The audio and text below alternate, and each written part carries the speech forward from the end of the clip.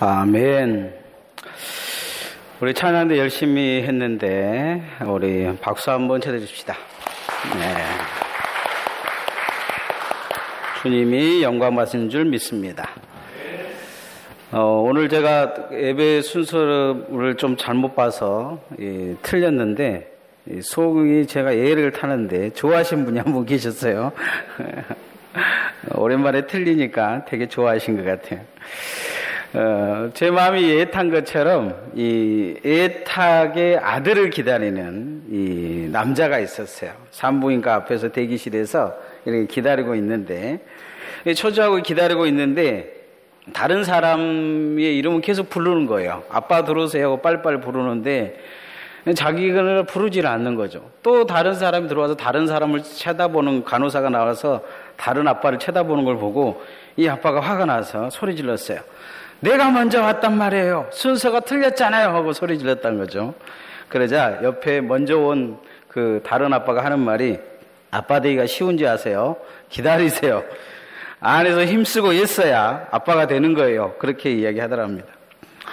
우리가 생각하기에 세상 모든 게 다 순서대로 되는 것 같은데 그렇지는 않습니다. 성경에도 보면 일찍 된 자가 나중되고 나중된 자가 먼저 된다는 이야기가 있어요. 교회에도 보면 우리가 교회 일찍 다녔다고 다 교인이 되어가는 건 아니에요.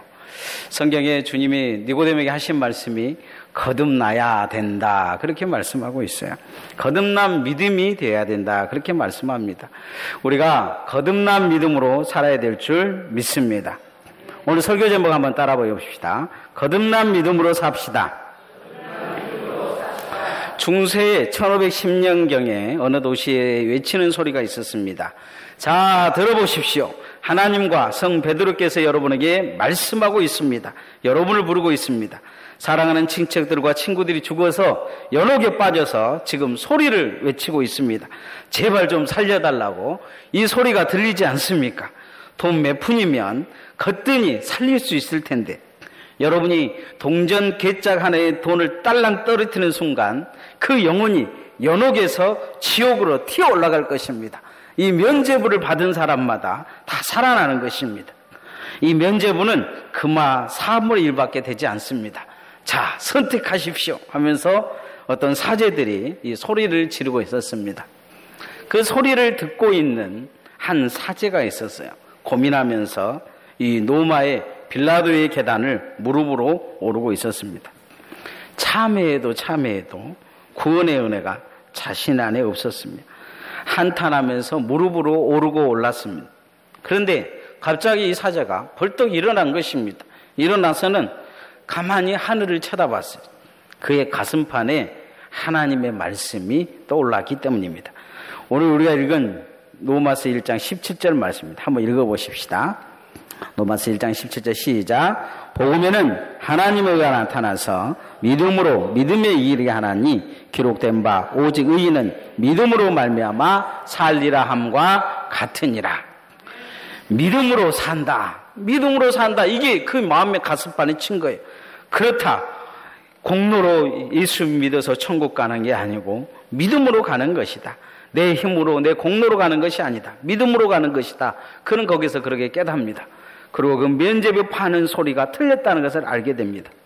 그리고 이 개혁을 시작하는데, 믿음으로 가는 천국을 외치는 개혁을 시작하는데 그가 누구냐? 종교개혁을 일으킨 루터입니다. 거듭난 믿음으로 그는 다시 태어난 것입니다. 믿음으로 산 사람으로 바뀌어진 것입니다. 예수 그리스도의 사람들은 믿음으로 사는 사람들입니다. 여러분은 반드시 믿음으로 사는 사람으로 바뀌어야 될 줄 믿습니다. 이게 거듭난 것이요, 다시 태어난 것입니다. 우리는 믿음으로 거듭난 사람들입니다. 이미 천국 백성이라는 거죠. 믿음으로 사는 사람들은 반드시 또 바뀌어야 되는 게 뭐냐면 삶도 바뀌어야 됩니다. 믿기만 하면 뭐 할 겁니까? 삶은 바뀌지 않은데. 그래서 우리 영혼이 거듭났다면 믿음으로 사는 삶도 거듭나야 될 것입니다. 또 한 가지는 신앙생활도 거듭나야 됩니다. 거듭난 삶으로 점점 바뀌어가야 된다는 것입니다. 이것을 로마서에서는 성화라고 말씀하고 있습니다. 다시 태어난 인생은 다시 태어난 삶으로 자라나고 발전해야 됩니다. 이 모습을 바울에게서 배울 수가 있습니다. 어떻게 우리가 거듭난 믿음에서 거듭난 삶으로, 거듭난 삶에서 거듭난 신앙 생활로 바뀌어갈 것이냐? 첫 번째, 따라하십시다. 사명자로 다시 태어나야 합니다. 여러분, 자석을 철에 갖다 대면 철이 이렇게 땡겨옵니다. 이것을 자기라고 합니다. 이 끌어당기는 힘을 자기장이라고 말해요. 이 자석이 멀리 떨어지면 떨어질수록 철은 약해질 수밖에 없어요. 그런데 보통 보면 철 속에 보이지 않는 작은 자기들이 있다고 합니다. 이거는 지 마음대로 흩어져 있어요. 흩어져 있다가 이 자기장을 가지고 있는 철을, 이 자석을 갖다 대면 갑자기 질서비열하게 다시 줄을 섭니다. 줄을 딱 이렇게 줄서 한 것처럼 줄을 딱 서요. 군대에서 이렇게 보면 좌우정렬하면 좌우정렬한 것처럼 딱 줄을 서는 거예요. 그리고는 자기를 띠게 돼요. 그리고 철이 땡긴 것뿐만 아니고 자석도 땡겨서 서로 이렇게 딱 갖다 붙은 것을 볼 수가 있습니다. 이것을 자기장과 자기의 역할이라 그렇게 이야기를 합니다. 예수 그리스도의 사람들은 예수님 만남을 통해서 그 안에 영원히 하나님 앞에 다시 줄이 선 것입니다. 이 자성을 가지고 있는 것을, 다시 줄을 서는 것을 임시 자성이라고 합니다. 그런데 자석을 떼버리면 이 철이 다시 자성을 잃어버려요. 지 마음대로 안에 있는 자성이 흩어져 버립니다. 예수의 사람들은 예수께 붙어 있어야 이 자성이 나타나는 것입니다. 그랬는데 주님은 우리에게 오셔서 이 영구 자성을 갖게 하셨습니다. 그건 뭐냐면 이 철에다가 니켈이나 코발트를 넣으면 자석처럼 바뀌어버린다는 거예요. 예수의 사람들이 스스로 설 수 없기에 주님은 성령 받으라 말씀하셨습니다. 그래서 성령이 오면 예수의 사람들은 믿음의 자성을 가지게 돼 있습니다. 영구 자석처럼 믿음의 이 영구한 믿음을 갖는 것입니다. 그래서 예수 그리스도는 니고데모에게 성령으로 거듭나라 말씀하고 있습니다. 원래 우리는 영혼이 무질서로 깨져버렸어요. 아담이 범죄함으로 깨져버린 영혼이 다시 예수 그리스도는 만남을 반듯하게 세워졌습니다. 그리고 성령이 오셔서 영구 믿음으로 살 수 있는 영구 자성이 생긴 것입니다. 이 자성이 일어나는 범위가 커지면 그것을 뭐라 그러냐면 사명이라 이렇게 말합니다. 사람은 엄마의 뱃속에서 태어나서 3번 태어나야 된다. 오늘 바울 사도의 말씀에 보면 나타난 게 있어요. 첫 번째는 전도받아서 예수의 것으로, 예수의 사람이 되는 거죠. 교회에 나온 거죠. 교회에 나와서 여러분 신앙생활을 해가면서 세례받고 성도가 되어져 가는 것입니다. 성도가 되어져 가는 사람이 나중에 조금 더 변화되면 그가 거듭나면 어떻게 바뀌어지느냐? 교회의 일꾼, 주님의 종이 되어지는 것입니다. 오늘 바울 사도도 3가지 부르심이 자기 안에 있고 우리 안에 있다고 말합니다. 첫 번째는 예수 그리스도의 것으로, 두 번째는 성도로, 세 번째는 사도로 자기가 태어났다 이렇게 말합니다. 이렇게 부르심에 대해, 사명에 대해서 말하고 있습니다. 자, 로마서 1장 5절 7절 잠자는 분들은 깨어서 한번 읽어봅시다. 시작. 그로 말미암아 우리가 은혜와 사도의 직분을 받아 그의 이름을 위하여 모든 이방인을 중에서 믿어 순종하게 하나니 너희도 그들 중에서 예수 그리스도의 것으로 부르심을 받은 자니라. 로마에서부터 하나님의 사랑하심을 받고 성도로 부르심을 받은 모든 자에게 하나님과 우리 아버지와 주 예수 그리스도로부터 은혜와 평강이 있기를 원하노라. 5절에 보면 그는 사도로 그 부름을 받았다. 6절에 보면 예수 그리스도의 것으로 이 로마인들은 부름을 받았다. 7절에 보면 성도로 부르심을 받았다. 이렇게 말합니다. 서양 사람들은 이 교회 다니면 다 잘 될 줄 알아요. 팔자가 펼 줄 압니다. 가끔 우리가 그렇게 전도하기도 해요. 교회 안에 보면 팔자가 펴요. 그러나 성경은 팔자 핀단 말을 한 번도 한 적이 없습니다. 진짜 예수 잘 믿는 것은 뭐냐? 팔자가 피는 것이 예수 잘 믿는 게 아니고 예수의 사람으로 변하는 게 잘 믿는 것입니다. 삶이 바뀌는 것입니다. 나를 위해 살던 삶을 주님을 위해 삶으로 바뀌는 삶이 바로 사명받은 삶입니다. 여러분은 이 사명이 일어나기를 소원합니다. 어떤 선교사님이 초임 선교사들에게 권면을 하고 있었습니다. 좋은 선교사가 되려면 노새가 되십시오, 이렇게 얘기했어요. 노새는 당나귀 일종인데요. 평소에는 이 아프리카 지역에는 교통수단이 되고 농사철에는 자기 몸보다 몇 배나 더 무거운 것을 묵묵히 끌고 간다고 합니다. 그런데요, 밤이 되면 이 노새가 운다고요. 운다고. 뭐라고 우냐면 끄끄하고 슬프게 운다고 합니다. 왜냐하면 그렇게 낮에 힘들게 일하고 밤에 지쳐서 잠이 오지 않으니까 노새가 우는 거예요. 이 선교사들이 선교사가 초임 선교사들에게 하는 이야기는 이런 이야기입니다. 인생의 삶에 우리가 사명받고 사는 것은 힘들고 어려운 일입니다. 어쩔 때는 끄끄 울면서 밤을 새야 될지도 모릅니다. 사명이란 그런 것입니다. 그런데 우리가 예수 그리스도를 믿고 예수 그리스도를 따르는 삶에서 완전히 성화되어진다면 우리는 그런 삶을 마다하지 않을 것입니다. 주님 안에서 우리가 그렇게 살아야 될 줄 믿습니다. 그게 주님이 내게 주신 사명이요, 내가 가야게 될 길입니다. 우리가 그런 주님의 종이 되어진다면 주님은 여러분을 통해서 이 땅에 기쁨과 평화를 얻게 될 것입니다. 두 번째로 우리가 이 땅에서 거듭나야 된 건 뭐냐? 빚진 자의 삶을 살아야 된다는 것입니다. 따라합시다. 빚진 자로 다시 태어나야 됩니다. 어떤 사람이 새벽 4시에 전화 소리 때문에 잠이 깼습니다. 전화를 딱 들었는데 전화 소리에서 막 욕이 들리는 거예요. 당신네 개가 짖는 소리 때문에 잠 한숨도 못 잤다고. 그놈의 개새끼 좀 어떻게 좀 해봐라고 막 욕을 막 한 거예요. 화난 목소리가 들렸어요. 이 남자가 미안하다고 하면서 전화해줘서 고맙다고 그러면서 인사를 한 뒤 이름하고 전화번호 좀 가르쳐달라고 그랬어요. 그러니까 이름하고 전화번호를 상대방이 가르쳐준 거예요.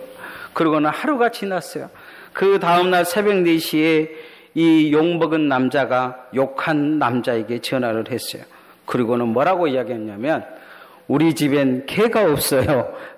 이제 빚을 갚았군요 하고 끊었답니다. 여러분 빚져보신 적 있습니까? 우리나라 속담에 보면 빚진 것이 죄인이라는 말이 있습니다. 빚이 사람을 죄인으로 만든다는 것이죠. 현대인들 중에서 이 빚이 무서운데 소문에 의하면 빚을 잘못 빌리면 사채를 쓰다 보면 장기를 팔아야 된다는 소문도 있습니다. 아직 내가 장기 판 사람을 못 봐서 이 소문으로는 제가 이야기를 합니다. 어떤 사람이 공부를 아주 잘했습니다. 이 머리가 좋았어요. 그래서 고등학교 때부터 대학교까지 장학금 받고 살았습니다. 드디어 사회에 나가게 됐는데 교수가 물었어요. 너가 장학금 받은 그것이 누구 때문이라고 생각하냐 그러자 이 아이가 그렇게 이야기를 해요. 내가 공부 잘해서 장학금 받았죠. 내가 공부 잘했기 때문입니다. 내가 똑똑하기 때문이다. 이렇게 이야기를 한 거죠. 속으로 이 교수가 무슨 생각을 했냐면 얘는 절대로 성경하면 안 되겠다. 그런 생각을 했어요. 왜냐하면 벌써 이 아이를 통해 많은 사람들이 고통받을 것이 보여졌기 때문이에요. 다른 아이를 불러서 장학금 받은 애에게 물었어요. 네 장학금 받은 것은 누구 때문이냐 그러자 이 사회에 누군가가 내게 유익한 일을 하고 장학금을 주었지요. 나는 빚진 자입니다. 내가 나가서 나와 같은 사람들을 또 세워서 그렇게 빚을 갚겠습니다. 이야기했다고요. 교수가 그 아이를 보면서 무슨 생각을 했냐면 이 아이는 벌써 마음이 성공했구나. 이 아이는 반드시 성공해야 되겠다 생각하면서 그 아이를 좋은 곳에 취직을 시켜줬다는 것이죠. 바울 사도는 자신이 예수 장학생이라는 것을 성경 곳곳에 고백하고 있습니다. 그는 나의 나된 것은 주의 은혜라고 말합니다. 주님의 은혜로 자기가 그 자리에 존재한다는 거죠. 그는 원래 살인자였습니다. 예수를 핍박하고 교회를 핍박한 사람이었어요. 근데 주님이 그 핍박자를 변화시킨 것입니다. 그 교회를 핍박하려고 갔던 이 안디옥 교회의 다세맥에 있는 이 아나야가 그를 안수해서 변화시킵니다. 바나바가 그를 데려다가 이 안디옥 교회가 그를 사도로 인정해 줍니다. 아무도 그를 인정해 주지 않는데 자신들을 죽이러 왔던 이 다세맥의 아나야는 자신을 죽이러 온 이를 안수해서 눈을 뜨게 해주고 자기 예루살렘 공동체를 깨트리면서 자기들을 흩어진 나그네로 만들었던 이 바나바가 그 사람 바울을 데려다가 사도로 세워주고 안디옥 교회 선교사로 만든 것을 볼 수 있습니다. 바울은 자기 자신이 얼마나 못난 사람인지를 압니다. 그래서 만삭되지 못한 자다, 그렇게 이야기합니다. 복음을 보면 만삭되지 못하게 태어난 자란 거죠. 그런데 특별한 장학생으로 그는 복음 장학생이 된 것입니다. 그는 그 빛을 잃어버리지 않습니다. 자신의 빚진 자라는 고백을 오늘 성경에 하고 있습니다. 14절에 15절 말씀 한번 같이 읽어봅시다. 시작. 헬라인이나 야만인이나 지혜 있는 자나 어리석은 자에게는 다 내가 빚진 자라. 그러므로 나는 할 수 있는 대로 로마에 있는 너에게도 복음 전하기를 원하노라. 바울이 자신이 빚진 자의 의식을 가지고 있는 것처럼 우리도 이 빚진 자의 의식을 가지고 있어야 될 줄 믿습니다. 신앙생활 하는 사람들 보면 이런 생각을 하는 사람들도 있어요. 내가 이렇게 바쁜데 교회에 나와준 것만 해도 고마워해라. 저는 좌우전 목사로서 여러분이 교회에 나와준 것만 해도 참 고맙습니다. 그러나 그런 생각 갖고 살면 안 됩니다. 나 같은 교인 어디가 있는가 봐라. 이렇게 열심히 새벽부터 저녁까지 교회 쓸고 닦고, 저는 그런 분들 보면 정말 업어주고 싶습니다. 그런데 곧다이 생각하고 사시면 안 됩니다. 나를 인정해줘야 돼. 정말 이런 생각 갖고 사시는 교인들 보면, 그런 인정받을 만한 일을 한 거 보면 정말 인정해주고 싶습니다. 그러나 그런 생각은 벌써 실패한 생각입니다. 그런 공로 사상에 물들어 있는 신앙은 위기의 신앙이란 것입니다. 조금만 잘못 생각하면 조금만 섬김에도 생색을 내줘야 되고, 조금만 섬김에도 높여줘야 되고, 조금만 섬김에도 자랑과 명예가 있어야 되고, 그 조금만 섬김을 통해 자신의 일치와 인정을 받으려고 하는 빚받은 빚쟁이 인생을 살 수 있다는 것입니다. 주님 앞에 주님이 빚쟁이가 돼야 되지 내가 빚쟁이가 돼야 되겠습니까? 십자가에 못 박혀 하나님의 아들이 나를 위해 죽어주셨는데 주님 앞에 나를 인정하라고, 나를 알아주라고 그렇게 말한다면 평생 갚아도 갚지 못할 빚을 주님에게 다시 지우는 꼴이 될 것입니다. 예수 그리스도의 은혜라는 것은 무엇이냐? 내가 그 은혜의 빛을 갚는 것입니다. 이 땅에 순교자들이 흘린 피가 있습니다.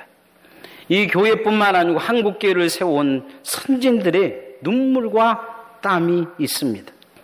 우리가 그리스도인이 된 것은 그저 된 것이 아닙니다. 내가 열심히 다해서 교회를 다니냐? 그게 아니라는 거죠.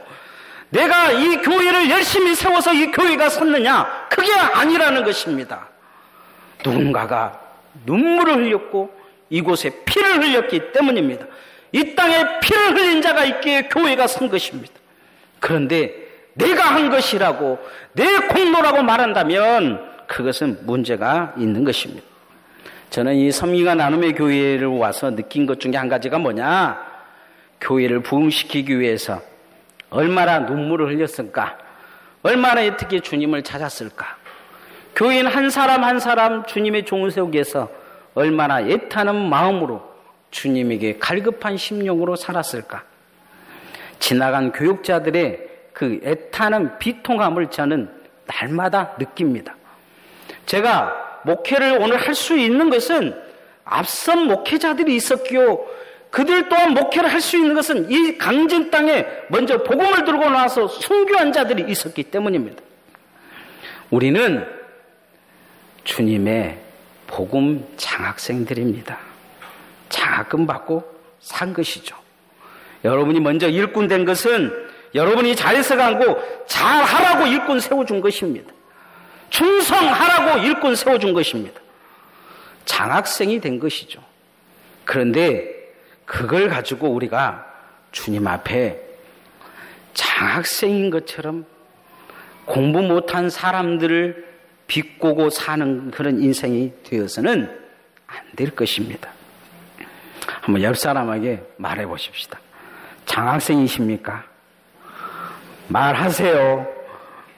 좀 잘하세요. 빨리 말해주세요. 좀 잘하세요. 예수님 욕 안 먹게. 저는 목회자로서 장학생 느낌을 늘 받습니다. 시골에 있는 어렵고 힘든 분들, 저보다 목회를 얼마나 열심히 잘하신 분들 많은지 몰라요.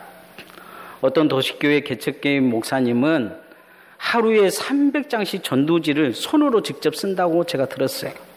왜요? 전도지 찍을 돈이 없어서 손으로 쓴대요. 그리고는 매일 그 300장을 아파트에다 꽂았다는 이야기를 들었어요. 눈물을 흘리면서 교인 하나 오면 조금 몇 달 있다가 몇 년 있다가 다시 떠나버리고, 그래서 교인이 10명을 못 넘어간대요. 저는 그 말을 듣고 교회 와서 한참 고민을 했어요. 나는 뭔가? 가만히 뒤돌아보니 장학금 받고 사는 인생이더라고요. 우리는 이 빚을 반드시 갚아야 될 것입니다. 복음 장학금 받았으면 여러분 사명이 있는 것입니다. 빚진 인생이에요. 교회 와서 주님에게 빚 내놓으라고 하지 마십시오. 우리가 아무리 충성하고 헌신할지라도 우리는 빚진 인생에서 벗어날 수 없습니다. 은혜 받은 사람은 항상 이 빚진 자의 심정을 잃어버리지 않습니다. 우리 성도들이, 우리 교회가 이 빚진 마음으로 교회를 섬기고 이 강진을 섬기면 이 강진에 있는 영혼들이 돌아올 줄 믿습니다. 마지막 세 번째, 바울 사도의 이 생각은 우리가 복음의 능력으로 다시 태어나야 된다는 것입니다. 따라합시다. 복음의 능력으로 다시 태어납시다. 암 말기 지검장이 있었습니다. 유능했는데 암이 걸린 거죠. 그런데 자녀들은 다 예수 믿는데 혼자 예수 안 믿었어요. 다들 아버지가 이 교회 이야기만 나오면 막 성질 내고 막 뒤집어 엎어놓으니까 다들 두려워했는데, 한 자녀가 용기 내어서 목사님을 초청했어요. 이 목사님 말 한마디에 이 지검장이 거꾸로졌습니다. 모든 사람은 죄인입니다. 당신도 죄인입니다. 이 예수님은 죄 많은 인간을 위해 돌아가셨습니다. 그래서 당신도 죄인이니까 예수 믿어야 됩니다. 이렇게 이야기했어요. 이 지검장이 그 말에 충격을 믿은 것입니다. 왜 예수를 안 믿었냐면, 자기가 검사 생활 하다 보니까 목사, 장로, 집사들하고 왔는데 와오니까 전부 다 사기치고, 그런데 저런 사람들이 정말 하나님이 어디 있느냐 그런 생각에서 교회를 안 다녔는데, 자기는 의로운 줄 알았는데 너도 죄인이다 그러니까 깜짝 놀란 거죠. 다 인간은 죄인이라는 소리에 꼬꾸라진 것입니다. 그러면서 그는 예수 영접하고 세례를 받았습니다. 그러고 나서 그가 바뀐 것은 병으로 오는 사람들을 만나기 시작하면서 주님을 받아들이지 않냐면, 예수 믿지 않냐면 보내주지 않는 거예요. 1시간, 2시간 눈물을 흘리면서 예수 믿으라고 사정을 했습니다. 나중에는 그가 병이 심해져서 말을 못할 징에 되자 녹음해가지고 들려줬어요. 그리고 마지막 그가 조기 하나 적어서 예수를 믿게 이렇게 했답니다. 죽는 그 순간까지 복음을 전하다 죽었다고 합니다. 교회를 한 번도 나오지 않는 이 사람, 그러나 수백 명의 사람들을 예수 믿게 했습니다. 복음은 한 사람을 변화시킬 뿐만 아니고 그 주변의 모든 것을 바꾸는 능력이 있습니다. 우리는 내가 능력이 없기 때문에 예수 못 믿게 한다는 생각이 있습니다. 바울 사도는 아테네에 갔을 때 그가 철학을 공부했기 때문에 가말리엘 문화에서 최고의 히브리의 사상을 가지고 있기 때문에 물 만난 고기였어요. 철학가들이 막 몰려들었어요. 그가 설교를 하자 다들 박수를 쳤어요. 근데 끝나고 나서 한 명도 예수를 안 믿었어요. 바울은 여기서 절망하게 됩니다. 그리고 복음의 능력을 체험하게 돼요. 복음은 철학이 아닙니다. 사람의 능력은 한계가 있어요. 예수 못 믿게 합니다. 그러나 복음은 누구든지 주 예수 그리스도를 믿으라 고백하고 선포하면 그곳에 예수 믿는 역사가 나타납니다. 이게 복음의 능력입니다. 우리는 이 예수 그리스도의 복음의 능력을 믿어야 될 줄 믿습니다. 복음의 능력으로 다시 태어난다는 것은 나의 능력을 믿는 게 아니요 하나님의 능력을 믿는 것이요, 예수 그리스도의 능력을 믿는 것이요, 말씀의 능력을 믿는 것이요, 이 복음을 전하는 곳에 예수 그리스도의 사람으로 저들이 바뀔 거라는 것을 믿는 것입니다. 여러분이 왜 예수 그리스도를 전하지 않으십니까? 여러분이 전하면 안 믿을 것 같아서요. 물론 여러분이 전하면 안 믿습니다. 그러나 여러분이 전한 복음을 받아들일 것입니다. 왜냐하면 그 복음에 능력이 있기 때문입니다. 오늘 16절 17절 말씀을 같이 읽어봅시다. 시작. 내가 복음을 부끄러워하지 아니하노니 이 복음은 모든 믿는 자에게 구원을 주시는 하나님의 능력이 됨이라. 먼저는 유대인이교 그러고는 헬라인이교로다. 복음에는 하나님의 의가 나타나서 믿음에 이르게 하나니 기록된 바 오직 의인은 믿음으로 말미암으라 살리라 함과 같으니라. 이 복음은 모든 믿는 자에게 구원을 주신 하나님의 능력이다 말씀합니다. 복음이 전하는 곳에 믿음에서 믿음으로 이르게, 믿음으로 시작해서 믿음으로 끝나도록 구원의 역사가 나타나게 할 거라는 거죠. 믿는 자는 구원을 얻게 될 거라는 것입니다.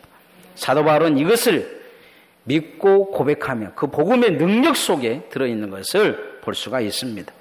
예수 믿는 사람들은 이 복음의 능력을 잃어버리면 안 됩니다. 어떤 시골교회에서 맹집사님이라는 분이 계셨습니다. 그 친구 임집사님이 중풍병이 걸렸어요. 그래서 너무 불쌍히 여겨서 그 찾아갔는데 교회 가고 싶다는 거예요. 그래서 기도를 했어요. 휠체어 하나 달라고 했는데 누가 휠체어를 준 거예요. 그래서 매주 휠체어에다가 이 자기 친구를 이제 태웠고 온 겁니다. 너무 즐거웠어요. 처음에는 너무 즐겁고, 그래서 이 동네 사람들도 교회 사람들도 막 박수를 쳐줬어요. 첫날 가니까 막 박수를 쳐준 거죠. 감격스러운 거죠. 그래서 좀 다녔는데 이제 비 오는 날 이 휠체어를 밀려고 하니까 시골길이라 울퉁불퉁 너무 힘들잖아. 그런데 좀 힘든 그런 마음인데 어느 날 친구가 그런 거예요. 나 수요예배도 가고 싶다고. 그래서 수요예배를 가려고 이렇게 하는데 그날도 비가 왔어요. 밀고 가도 우산을, 휠체어 탄 사람 우산을 했는데 이 밀고 간 사람 우산도 제대로 쓰지 못하고 비를 쫄딱 맞았어요. 속으로 그런 얘기. 좀 빨리 죽어버리지. 얘 죽지 않고 사람을 이렇게 고생시키나 한 마음이 갑자기 들기 시작한 거예요. 그날도 수요일날 그 비를 쫄딱 맞고 온 이 맹집사는 교인들한테 칭찬을 받았어요. 그 다음날 주일날도 오니까 사람들이 그렇게 이야기해요. 저 사람은 천사여 어떻게 자식도 못하는 일을 저렇게 할 수가 있단 말이에요. 그렇게 이야기했어요. 그날도 오면서 마음속으로 수백 번 친구를 죽인 것을 사람들은 모르고 있는 것이죠. 오늘 우리도 혹 그렇게 신앙생활하고 있지 않습니까? 언젠가는 주님의 감동으로 내가 하겠다고 이야기하고 내가 나서겠다고 하고 내가 앞장서겠다고 이야기해놓고 이제는 사람을 살리기보다 마음속에 한 사람 한 사람 죽여가고 있지는 않습니까? 교회를 살리기보다 교회를 죽이는 자가 되고 있지는 않습니까? 복음의 능력이 사라져 가는 것입니다. 여러분 안에 복음이 없는 것이죠. 복음은 예수 그리스도를 통해서 사람을 살리는 게 복음입니다. 복음의 능력을 회복하기를 소원합니다. 복음의 능력을 잃어버린 성도는 성도가 아닙니다. 하나님 앞에 우리가 내 안에 이 복음이 다시 살아있는지, 내가 영혼권을 살리는 애탐이 있는지 우리 자신을 뒤돌아보며 이 복음의 능력으로 다시 태어나는 은혜가 있기를 소원합니다. 오늘 제가 찬송을 장례식 때 부르는 찬송으로 골랐습니다. 분위기가 장례식이 될 것 같아서 설교를 들어보면 꼭 얼굴들이 지금 분위기가 그래요. 죽을 상에 언너 끝나라 그런 분위기인데 거듭난 믿음으로 사십시다. 사명자로 사십시다. 빚진 자의 마음을 다시 회복하십시다. 복음의 능력을 회복하십시다. 주님 만날 날이 가깝습니다. 어렵고 힘드십니까? 신앙이 지쳐가고 있습니까? 다시 힘을 내십시다. 찬송하겠습니다.